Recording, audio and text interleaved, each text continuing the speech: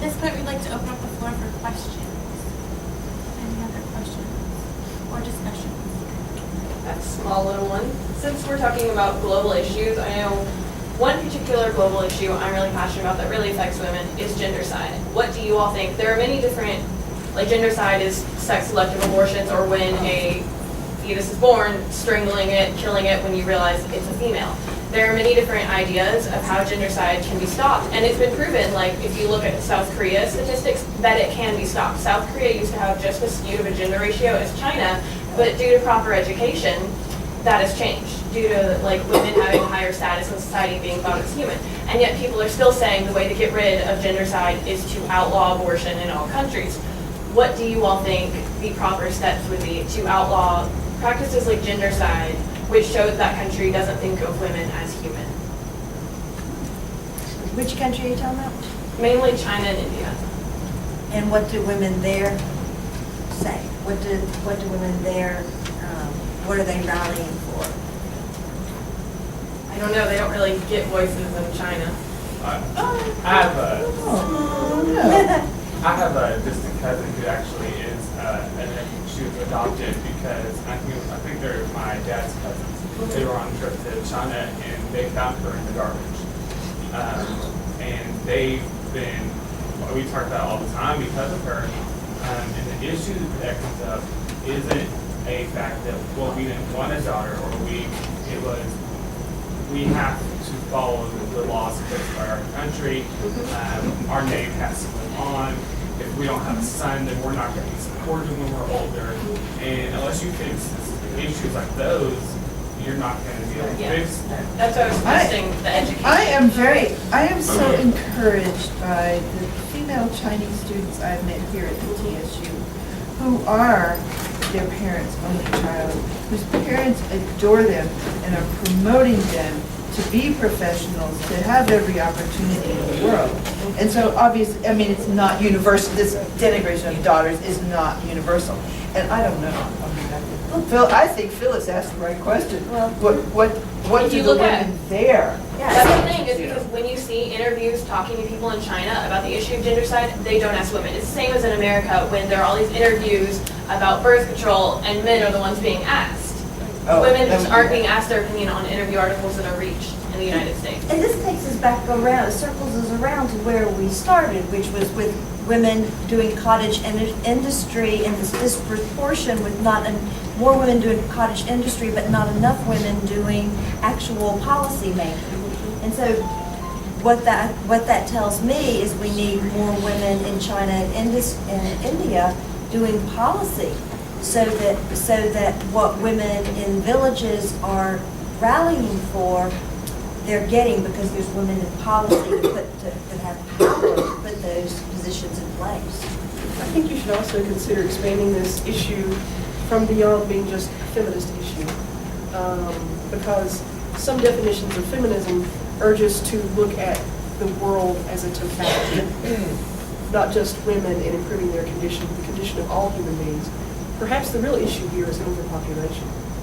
Right, but the Chinese That's what's government, they driving have this. the one-child policy, but it does not say that one child should be a man. It's parents who, well, in India, they don't have to provide a dowry. They think of daughters as more like visitors in their home because they're going to be given away to a husband. And in China, because there are not as many career opportunities for women, they realize that having a son is a better fiscal option. So it's kind of transgressed from cultural to economic.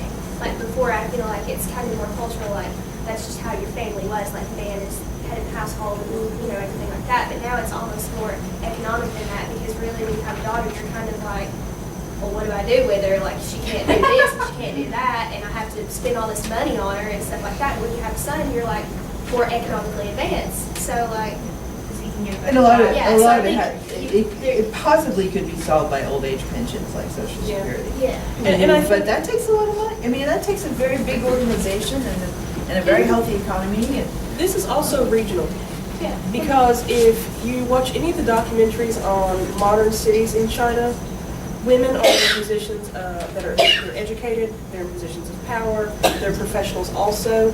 This is probably influencing greatly folks in the middle and lower economic strata, and probably isolated regions I like to correlate that to maybe the idea of the Bible Belt in the Deep South, you know?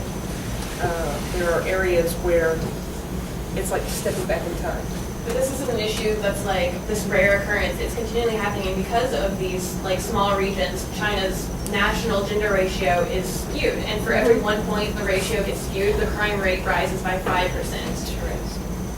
So this is not just an issue Well, of maybe women being the- affected, yes, but all maybe- these young men running around. Maybe you know, policymakers will notice this and. Well, that's interesting. Do some I sort of believe change. China Because, I mean, there's a has demographic policy, problem of. or is- Yeah, Or China does started not allow sex implementing- selective abortions, but they have They- illegal abortions. As far as I know, I have a friend who just had her baby in China last year, and they do not, well, the clinic that she went to would not allow pregnant women to find out the gender of their baby. China does not allow it. People have People do. illegal ultrasound machines that are becoming more and more popular because of that. Because China doesn't want this It's not skewed supposed to be gender ratio legal in thing India down. either.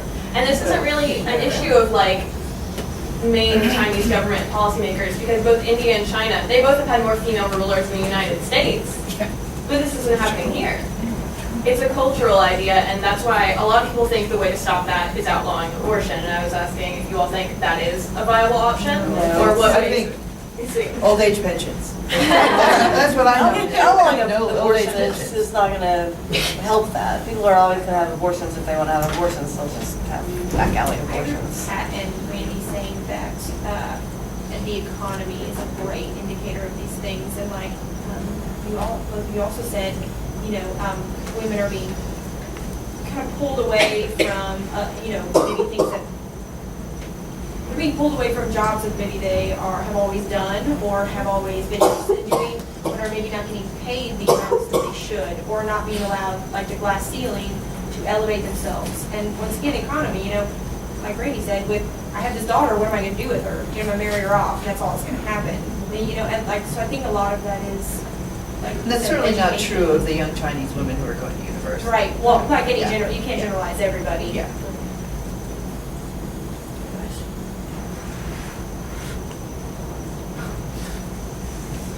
I thought I heard something, now that I can get in. I thought I heard something where China had changed that policy, that one-child policy. Just recently, at about the same time we had our elections. Just this month? Very recently, yes. I know they've been making the legislation more clear on outlawing sex-selective abortion, but I mean, I know that change happened, but I don't think they're getting rid of the one-child policy. Okay. And another thing is if you do outlaw abortion, another common way they're doing it is they pay whoever is birthing the child, be like, okay, if you notice it doesn't have a penis, it's an umbilical cord, strangle it. So abortion's not really an issue, and yet. This has gone on for millennia. Yeah, whenever Yes. not whenever, but most of the time when I read about gendercide, people keep suggesting the answer to be outlaw abortion. And that doesn't make sense. No, because that just kills the Well, It's that very is, the anti-abortion movement has used this as one of their arguments. And they're using it in the United States today, trying to enact more race-selective and sex-selective abortion laws, which really only hurts people of color and makes it harder for people to have an abortion because they're like, we think you're going to abort this because you think it may be a child. It's like, I'm like 3 weeks pregnant. How am I, what? Where are you coming up with this? It just makes waiting periods longer and costs higher and all that fun stuff. All right. Any other questions at all? As this wraps up our first Global Women's Issues panel. Thank you all. Thanks for having us. Thank you all.